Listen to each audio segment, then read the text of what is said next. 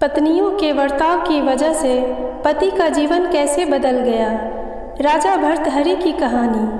प्रजा के हित और अपने जीवन से रुष्ट होने के बाद कई राजाओं के सन्यासी बनने की कथाएं हमने तो बहुत बार सुन रखी है, लेकिन आज हम एक ऐसे राजा की कहानी सुनाने जा रहे हैं जिसने अपने पत्नी प्रेम में धोखा खाने के बाद अपना संपूर्ण जीवन वैराग्य में बिता दिया और अंत में वह एक महान संत बनकर उभरे। उज्जैन के महाराजा भर्तहरि के संत बनने के पीछे कई तरह की कहानियां कहीं सुनी जाती है। दो सबसे प्रचलित कहानियों में से एक के अनुसार बहुत समय पहले की बात है, जब उज्जैनी नगर के राजा गंधर्व सेन हुआ करते थे।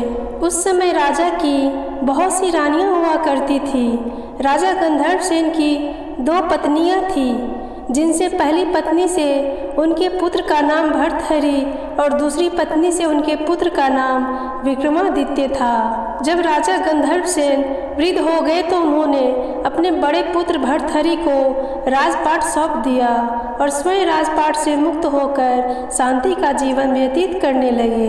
भर्तहरि के राजा बनने के बाद उज्जैनी नगर की जनता पहले से भी और अधिक सुखी और आनंदमय रहने लगी।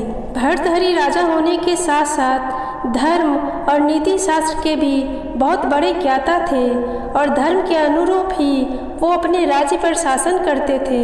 प्रचलित कथाओं के अनुसार राजा भर्तहरि को पहले से ही दो रानियां थीं, लेकिन फिर उन्होंने पिंगला नाम की कन्या से तीसरा विवाह रचाया। पिंगला बहुत ही खूबसूरत थी। उनके इन खूबसूरती पर राजा बहुत फिदा थे।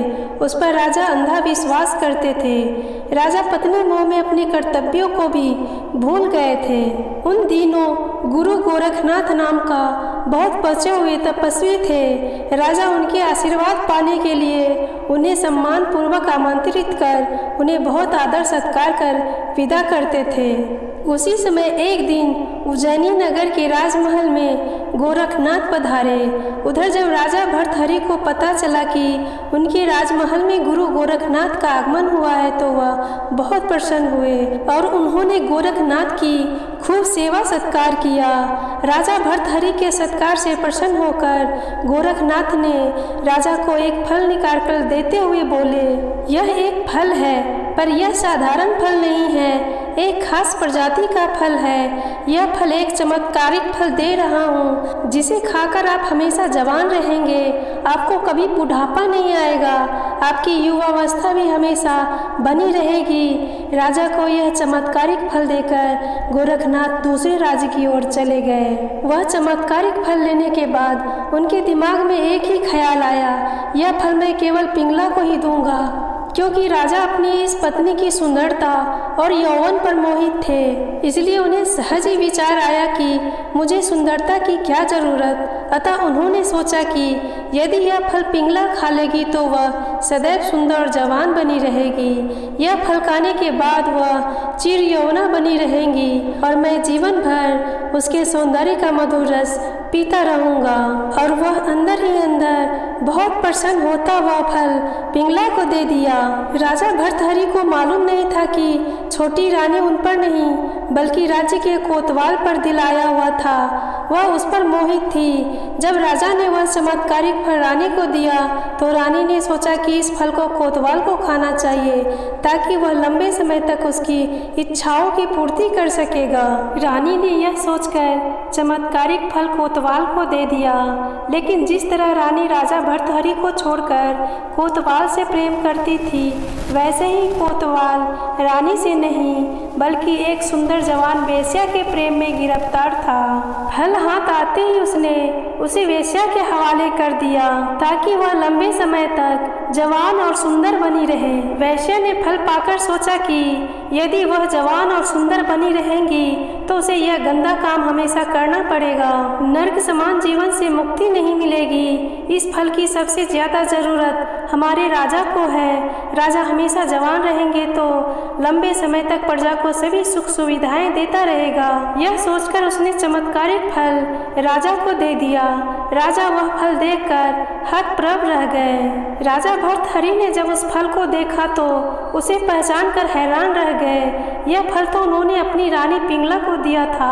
उन्होंने तुरंत वेश्या से पूछा, यह फल कहाँ से तुम्हें मिला? वेश्या ने बताया कि यह फल उसे कोतवाल ने दिया है। भर्तहरि ने तुरंत कोतवाल को बुलवा लिया।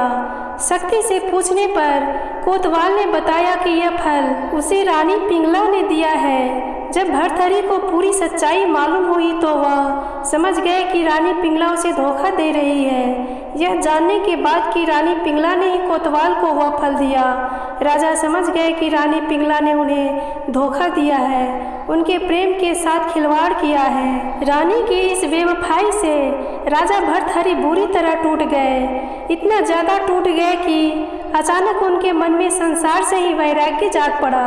वैराग्य से भरे मन के साथ उन्होंने अपना संपूर्ण राज्य विक्रमादित्य को सौंप दिया और स्वयं तपस्या की ओर चल दिए। वह गुफा में पहुँचे और उन्होंने वहाँ तपस्या शुरू की, उज्जैनी की। इसी गुफा में भर्तहरि ने 12 वर्षों तक तपस्या की थी। राजा भर्तहरि की कठोर तपस्या से देवराज इंद्र भयभीत हो गए। इंद्र ने सोचा कि भर्तहरि वरदान पाकर स्वर्ग पर आक्रमण करेंगे। यह सोचकर इंद्र ने भर्तहरि पर एक विशाल पत्थर गिरा दिया। तपस्या में बैठे भर्तहरि ने उस पत्थर को एक हाथ से रोक लिया और तपस्या में बैठे रहे। इसी प्रकार कई वर्षों तक तपस्या करने से उस पत्थर पर भर्तहरि के पंजे का निशान बन गया। यह पत्थर आज भी उनके गुफा में उनकी मूर्ति के नीचे रखा हुआ है। उस गुफा में भर्तहरि ने 12 वर्षों तक तपस्या की। समय के साथ उन्होंने कठिन से कठिन तपस्या की और गुरु गोरखनाथ को अपना गुरु बनाया।